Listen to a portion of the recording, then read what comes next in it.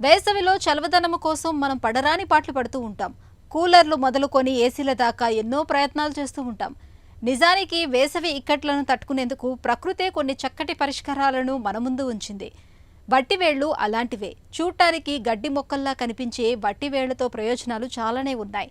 వేసవిలో చలవదనాన్ని అందించడంతో పాటు ఇతరత్ర ఎన్నో ఆరోగ్య ప్రయోజనాల్ని అందించే వట్టివేళ్ల గురించిన పూర్తి వివరాల్ని ఇప్పుడు తెలుసుకుందాం.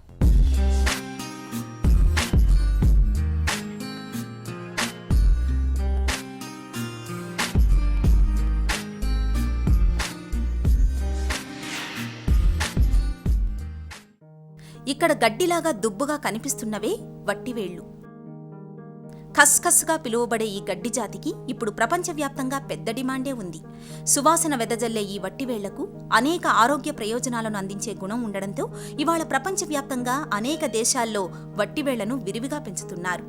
వట్టివేళ్ల నుంచి తీసే పరిమళ తైలాన్ని నేడు అనేక సౌందర్య సాధనాల్లో ఉపయోగిస్తున్నారు. ఇక వట్టివేళ్లైతే చలవదనాన్ని అందించడం మొదలుకొని అనేక జబ్బుల్ని నయం చేయడంలోనూ బాగా ఉపయోగపడుతున్నాయి.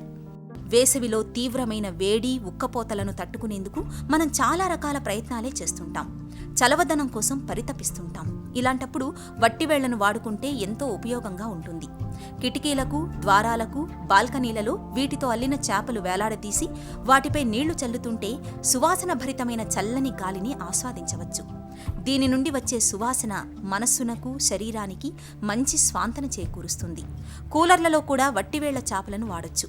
కూలర్లలో వాడే ఇతర చేపలకు కొంతకాలం తర్వాత బ్యాక్టీరియా చేరి ఆరోగ్యానికి హాని చేయడమే కాక దుర్వాసన కూడా వస్తుంది. కానీ వట్టివేళ్ల చేపలు వేసినందున వాటి నుండి వచ్చే సువాసన వలన బ్యాక్టీరియా దరిచేరకుండా ఉంటుంది. ఎన్నో ఆరోగ్య ప్రయోజనాలు కలిగిన వట్టివేళ్లను ఆయుర్వేదంలో ఎక్కువగా ఉపయోగిస్తారు.